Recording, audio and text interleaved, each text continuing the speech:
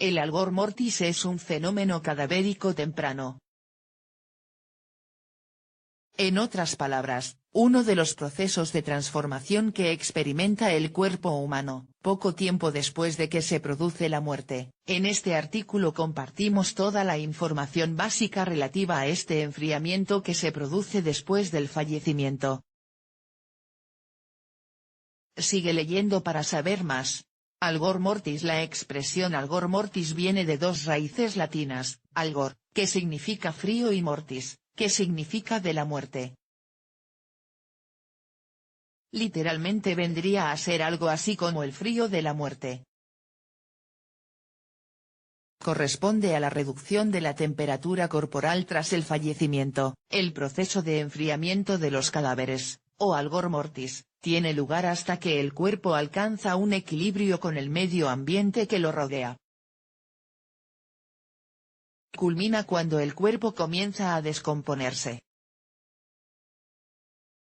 El proceso de enfriamiento. El calor corporal del ser humano es un dato que se mantiene constante a lo largo de la vida. La temperatura normal es de 37.4 grados, y cualquier alteración de la misma se considera anómala. Una vez el cuerpo muere, se produce un descenso de tal temperatura. La pérdida de calor en el cuerpo, tras la muerte, está sujeta a varios factores, depende de la masa corporal, de la temperatura ambiente, de la ropa que tenga el cadáver, la posición en la que se encuentre, y de si hubo o no fiebre antes de morir. En términos generales, el cadáver pierde 2 grados de temperatura durante la primera hora después del deceso. Luego pierde 1 grado por hora, de manera constante, durante las siguientes 12 horas. En las siguientes 12 horas, perderá medio grado por hora, de manera aproximada. El proceso completo tarda 24 horas, tras las cuales la temperatura del cadáver comienza de nuevo a subir, hasta que se iguala con la del medio ambiente.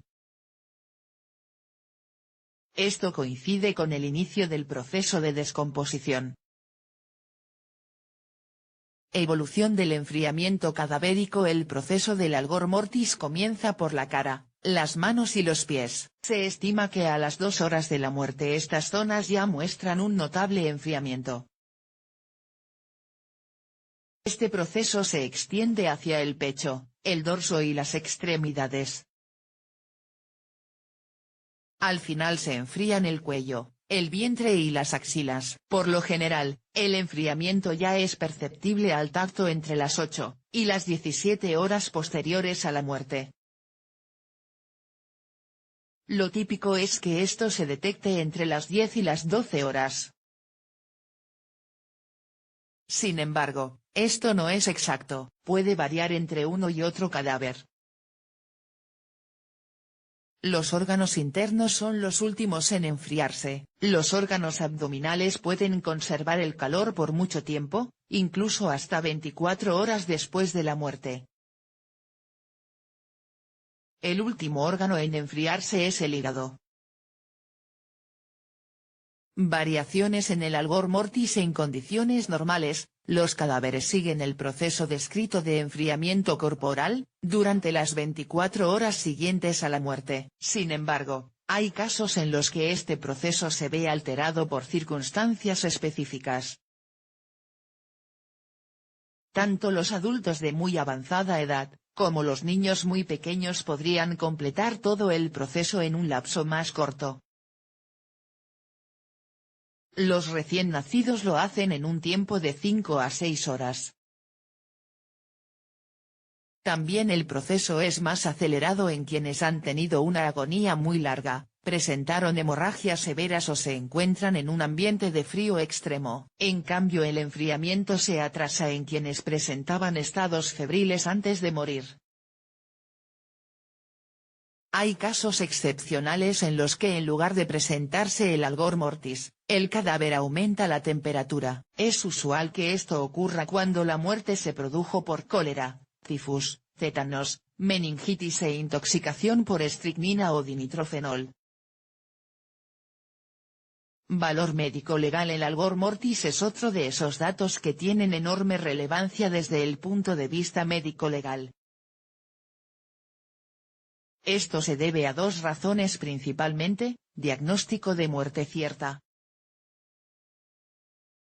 Desde el punto de vista científico, se considera que una temperatura de 20 grados es incompatible con la vida, por lo tanto, se puede determinar una muerte cierta cuando la temperatura del cuerpo es inferior a ese valor.